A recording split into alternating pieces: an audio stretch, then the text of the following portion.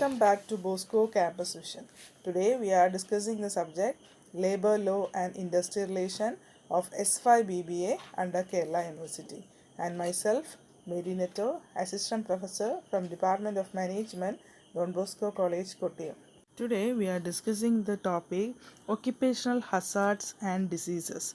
So last class we already discussed what is health or significance of occupational health and the working condition affecting health. So in continuation with that topic we can discuss the occupational hazards and diseases. So in certain industries workers are exposed to health hazards and diseases, and so there are some reasons behind that. So we can discuss what are the reasons or what are the procedures or what are the reasons under the occupational hazards and diseases.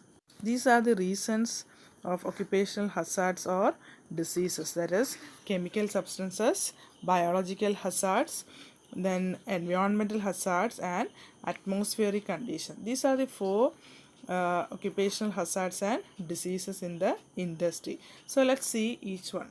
The first is chemical substances, that is carbon dioxide, sulfuric acid or lime sand alkalis cause injury when they are absorbed through the skin and inhaling. So workers may suffer from skin diseases, asthma or heart diseases or neurological disorder and cancer. So their effect is slow but cumulative. So they are difficult to diagnose and may become chronic and uncurable. So gases, fumes and dust in stone quarries or mines or stone crushing, lead or zinc smelting cause diseases. So the first occupational hazards or diseases, that is we can say is that in certain industry workers are exposed to health hazards and diseases. So these are the reasons behind that. What is first is chemical substances. ഫാക്ടറിയിലെ chemical substances ഇല്ലേ, ഇപ്പോൾ chemical factories ആണ് അല്ലെങ്കിൽ അങ്ങനെയൊക്കെയുള്ള മേഖലയിൽ ജോലി ചെയ്യുന്നവരാണെങ്കിൽ അവരുടെ skin അല്ലെങ്കിൽ അവരുടെ ബ്രീത്ത് ചെയ്യുന്ന സമയത്തൊക്കെ ഈ സബ്സ്റ്റൻസ് കുറേശ്ശെ അവരുടെ ഉള്ളിൽ പോകുകയും അത് ആസ്മ അല്ലെങ്കിൽ ഹേർട്ട് ഡിസീസസ് അല്ലെങ്കിൽ ഒരു ന്യൂറോളജിക്കൽ ഡിസോർഡർ അല്ലെങ്കിൽ ക്യാൻസറസ് ആകുന്ന കണ്ടീഷൻസ് വരുന്നുണ്ട്. പക്ഷേ ഇതൊക്കെ എങ്ങനെ പെട്ടെന്ന് ഒരു ദിവസം ഉണ്ടാകുന്നത് സ്ലോലി അതായത് ഇപ്പോൾ ഒരു വർക്കർ ഇൻഡസ്ട്രിയിൽ ജോയിൻ ചെയ്യുന്ന മുതൽ ഇപ്പോൾ ഒരു 20 years 25 years വർക്ക് ചെയ്യുകയാണെങ്കിൽ ലാസ്റ്റ് സ്റ്റേജിലൊക്കെ ആയിരിക്കും ഈ ബിക്കം ഒരു ആസ്മ പേഷ്യൻ്റ് അല്ലെങ്കിൽ ബിക്കം എ ക്യാൻസറസ് പേഷ്യൻ്റ്. എങ്ങനെയാണത് ക്യുമുലേറ്റ് ചെയ്ത് അല്ലെങ്കിൽ സ്ലോലി എങ്ങനെയാണ് അത് അവരുടെ അസുഖത്തെ ബാധിക്കുക. So carbon dioxide, sulphuric acid or limes and alkalis cause injury when they are observe through. നമ്മുടെ ഈ പറഞ്ഞ കെമിക്കൽസ് എല്ലാം തന്നെ നമ്മുടെ സ്കിന്നിൽ പറ്റുകയും അല്ലെങ്കിൽ ഇൻഹൈൽ ചെയ്യുമ്പോൾ അല്ലെങ്കിൽ ബ്രീത്ത് ചെയ്യുന്ന സമയത്ത് ഇത് കുറേശ്ശെ നമ്മുടെ ഉള്ളിൽ ചെല്ലുകയും it may cause some diseases like asthma, heart diseases or neurological diseases and cancers.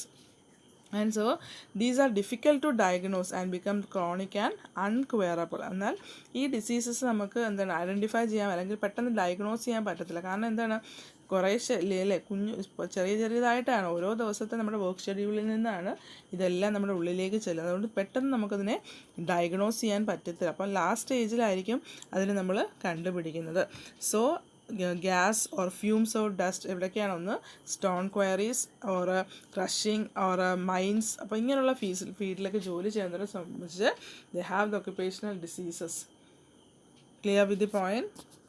Next is biological hazards, that is bacteria, fungus or virus, insects or malnutrition, excessive or drinking, job stress affect employee health അല്ലേ. അപ്പോൾ ഒരു ബയോളജിക്കലായിട്ട് വരുന്ന നമുക്ക് problems എന്താണ്, ചിലപ്പോൾ bacteria infections ആവാം അല്ലെങ്കിൽ virus. ഇപ്പോൾ നമുക്ക് സംഭവിച്ചിരിക്കുന്നതില്ലേ കോവിഡ്, അതൊരു വൈറസ് ആണല്ലേ. അപ്പം ഇതൊക്കെ ഇൻസെക്ട്സ് അല്ലെങ്കിൽ മാൽന്യൂട്രീഷൻ അല്ലെങ്കിൽ ഇപ്പോൾ നമുക്ക് ആരോഗ്യമില്ലാത്തൊരവസ്ഥ അല്ലെങ്കിൽ അനീമിക് ആയിട്ടുള്ള പ്രോബ്ലംസ് അല്ലെങ്കിൽ നമ്മുടെ ഡ്രിങ്കിങ് ഇല്ലേ സ്ഥിരമായിട്ട് കുടിക്കുന്ന ഒരു വ്യക്തിയാവാം അല്ലെങ്കിൽ ജോലിയിലുണ്ടാകുന്ന സ്ട്രെസ്. അപ്പം ഇതൊക്കെ തന്നെ ഒരു എംപ്ലോയിയുടെ ഹെൽത്തിനെ ബാധിക്കുന്നു. അപ്പം അങ്ങനെയുള്ള ഇഷ്യൂസ് കൊണ്ടും അദ്ദേഹത്തിന് എന്ത് ചെയ്യാം, ഒരു ഒക്യുപ്പേഷണൽ ഡിസീസ് ഉണ്ടാവാനുള്ള സാധ്യത കൂടുതലാണ്. അപ്പം ചിലപ്പം ആ ഫാക്ടറിയിൽ ഇപ്പം നേരത്തെ നമ്മൾ പറഞ്ഞ പോലെ കെമിക്കൽ ഫാക്ടറീസൊക്കെ ആണെങ്കിൽ അവിടെ ഉപയോഗിക്കുന്ന കെമിക്കൽസ് മൂലം നമുക്ക് വല്ല ബാക്ടീരിയ ഇൻഫെക്ഷൻസോ അങ്ങനെ ഇപ്പോൾ സ്റ്റഫ് ഇൻഫെക്ഷനൊക്കെ വരാറുണ്ട് അല്ലേ. ബാക്ടീരിയ ഒക്കെ നമ്മുടെ ഉള്ളിൽ കയറി കഴിഞ്ഞാൽ നമ്മുടെ സ്കിൻ ഫുള്ളില്ലേ, അതായത് ഹെഡ് മുതൽ നീ വരെയുള്ള ഫുള്ള് എന്താണ് സ്കിൻ പീൽ ഔട്ടായി പോകും. അപ്പോൾ അങ്ങനെയൊക്കെ വരുമ്പോൾ ബാക്ടീരിയൽ ഇൻഫെക്ഷൻസ് ആവാം, അല്ലെങ്കിൽ എന്തെങ്കിലും വൈറസ് ആവാം അല്ലേ, വൈറസുകളൊക്കെ കയറാം. പിന്നെ അതുപോലെ തന്നെ എന്താണ് നമ്മുടെ ജോലിയിലുണ്ടാകുന്ന സ്ട്രെസ്സുകൾ. അപ്പോൾ ഇതെല്ലാം തന്നെ എന്താണ് സ്ട്രെസ്സ് കൂടുമ്പോൾ ഓട്ടോമാറ്റിക്കലി എന്താണ് നമുക്ക് BP ഉണ്ടാകുമോ അല്ലെങ്കിൽ അതുമായിട്ട് ബന്ധപ്പെട്ടുള്ള ചില ഹെൽത്ത് ഇഷ്യൂസ് ഉണ്ടാകാറുണ്ട്. And the third is environmental hazards. That is they include radiation, noise or vibration shocks, or X-ray or radioactive exposure may cause eye strain or genetic disorder and cancer.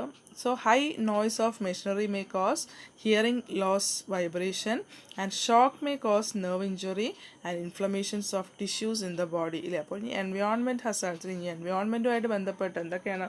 ഒന്ന് radiations ആവാം, അല്ലെങ്കിൽ ചില ഭയങ്കരമായ sound, then vibration socks ഇല്ലേ. അതുപോലെ ഇപ്പോൾ ചില ഇൻഡസ്ട്രിയിലൊക്കെ ആണെങ്കിൽ ഫുൾ ടൈം എന്താണ് മെഷീൻസിൻ്റെ സൗണ്ടൊക്കെ ഉണ്ടാകുന്നതാണെങ്കിൽ ആ ഒരു ഷോക്ക് എന്ന് പറയുമ്പോൾ അത് നമ്മുടെ ഹിയറിംഗ് പ്രോബ്ലത്തിനെ നമുക്ക് ഒരു പ്രോബ്ലം ഉണ്ടാക്കുന്നു. പിന്നെ അതുപോലെ എക്സ്റേസ് അല്ലെങ്കിൽ റേഡിയോ ആക്കിയപ്പോൾ നമുക്കറിയാം ഈ എന്താണ് എക്സ്റേ മെഷീൻസ് അല്ലെങ്കിൽ നമ്മൾ സ്കാനിങ് സെൻറ്ററിലേക്ക് ചെന്ന് കഴിഞ്ഞാൽ പ്രഗ്നൻ്റായുള്ള വിമൻസിനെ നമ്മൾ ചോദിക്കും അല്ലേ, അങ്ങോട്ട് കയറ്റുന്ന ലിമിറ്റ്സ് ഉണ്ട് ഒരു പിരീഡ് കഴിഞ്ഞാൽ. പിന്നെ അതുപോലെ നമ്മൾ ഫോട്ടോസ്റ്റാറ്റ് മെഷീൻ എന്നൊക്കെ പറയുമ്പോൾ ഇതിനൊക്കെ എക്സ്റേസ് അല്ലേ ഒരു റേഡിയോ ആക്റ്റീവ് എക്സ്പോഷേഴ്സ് ഉള്ള സാധനങ്ങൾ. അപ്പോൾ ഇതൊക്കെ എന്ന് പറയുമ്പോൾ എന്താണ് ഫുൾ നമ്മൾ സ്ഥിരമായിട്ട് ഉപയോഗിക്കുന്ന ഒരു വ്യക്തിയെ സംബന്ധിച്ചോളം എന്താണ് കണ്ണിൻ്റെ സ്ട്രെയിൻ അല്ലേ, അതിൻ്റെ ആ ലൈറ്റ്സ് അടിക്കുമ്പോൾ നമുക്കൊരു സ്ട്രെയിൻ ഉണ്ടാവും. പിന്നെ ജനറ്റിക്കായിട്ട് എന്തെങ്കിലും ഡിസോർഡേഴ്സ് ഉണ്ടാവാം, അല്ലെങ്കിൽ ക്യാൻസറസ് അല്ലേ, ഫുൾ ടൈം ഈ കെമിക്കൽസിൻ്റെ കൂടെ അല്ലെങ്കിൽ ഇങ്ങനെയുള്ള ഇതൊക്കെ ആണെങ്കിൽ നമുക്ക് എന്താണ് ഈ ക്യാൻസറസ് ആവാനുള്ള ഓപ്ഷൻ കൂടുതലാണ്.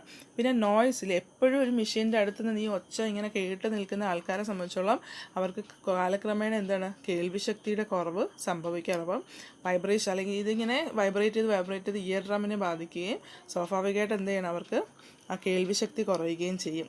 പിന്നെ ഷോക്സ് മേ കോസ്, ഇനി അതുപോലെ തന്നെ എന്താണ് ചില ഷോക്സുകളൊക്കെ ആണെങ്കിൽ നമ്മുടെ നെർവ്സിനെ അല്ലേ, നമ്മുടെ ഓരോ നെർവ്സിനെ അത് ബാധിക്കുകയും അപ്പം നമ്മുടെ ബോഡിയിലുണ്ടാകുന്ന ടിഷ്യൂസ് ഇൻഫ്ലമേഷൻ ടിഷ്യൂസിനെയൊക്കെ നമ്മൾ ഓട്ടോമാറ്റിക്കലി അത് ബാധിക്കുകയും ബോഡി അപ്പോൾ ആരോഗ്യപരമായിട്ട് നമുക്ക് എന്താണ് ഇത് നെഗറ്റീവ് റിവേഴ്സ് റിയാക്ഷൻ ഉണ്ടാക്കുകയും ചെയ്യുന്നു. So we discuss here biological hazards, environmental hazard, and first we discuss the chemical substances. Clear with the point? And the last is atmospheric conditions, that is inadequate ventilation, improper lighting, extreme temperature affect health and efficiency of employees. ഇല്ലേ, അപ്പോൾ ഒരു atmospheric conditions എന്ന് പറയുമ്പോൾ എന്താണ് അവിടെ ഒരു inadequate അല്ലേ, ഇപ്പോൾ നമ്മൾ ഇരിക്കുന്ന ഓഫീസിൻ്റെ സ്ഥാപനം വെൻറ്റിലേഷൻ പ്രോപ്പർ അല്ല, അല്ലെങ്കിൽ ലൈറ്റിനിങ് ഫെസിലിറ്റി ഇല്ല, അല്ലെങ്കിൽ ഭയങ്കരമായ ചൂട്, അപ്പോൾ അങ്ങനെയൊക്കെയുള്ള പ്രോബ്ലംസ് നമുക്ക് എന്ത് ഒരു വ്യക്തിയുടെ അല്ലെങ്കിൽ എംപ്ലോയിയെ സംബന്ധിച്ചുള്ള അദ്ദേഹത്തിൻ്റെ എഫിഷ്യൻസിയെ അല്ലെങ്കിൽ ഹെൽത്തിനെ ബാധിക്കും. നമ്മൾ ഓൾറെഡി നമ്മൾ അവരുടെ വെൽഫെയർ ഫെസിലിറ്റീസിലൊക്കെ പറഞ്ഞു എന്തൊക്കെ പ്രോപ്പറായിട്ട് അവർക്ക് കൊടുക്കണമെന്നുള്ളത്. അപ്പം ഇങ്ങനെയുള്ള ഫെസിലിറ്റീസൊക്കെ കൊടുക്കുകയാണെങ്കിൽ അവർക്ക് നല്ലൊരു എഫിഷ്യൻ്റായിട്ട് വർക്ക് ചെയ്യാൻ പറ്റും. So the occupational hazards and diseases may be due to chemical substances, biological hazards, environmental hazards, and atmospheric condition. And so under the Factories Act 1948, hazards process is defined as any process or activity in relation to an industry specified in the first schedule where, unless special care is taken, raw material used therein or the intermediate or finished product or waste or effluents thereof.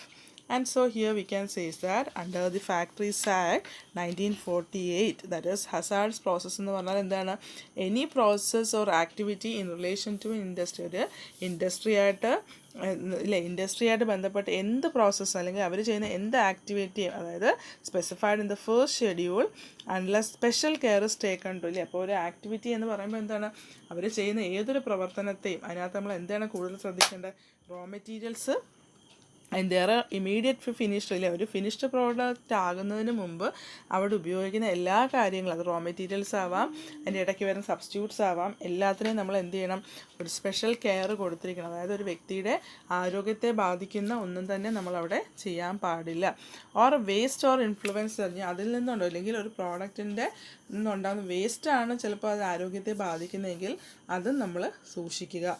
And so cause material impairment of the health of the person engaged in or connected within or result in the pollution of the general environment. ഈ ചില കേസുകളിൽ എങ്ങനെയാണ് അവർ പറയുന്നത്, waste എന്ന് പറഞ്ഞാൽ ചിലപ്പം ആ waste material കൊണ്ടാകാം ചിലപ്പോൾ എന്താണ് ആൾക്കാർക്ക് അസുഖങ്ങൾ ഉണ്ടാകുന്നത്.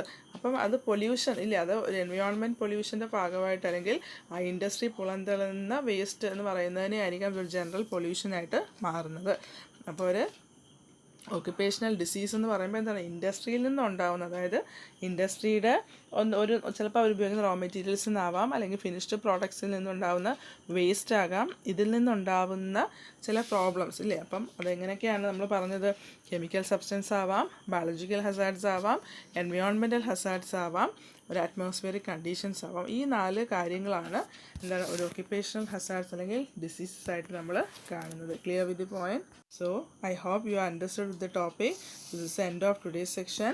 So prepare well, study well. Thank you.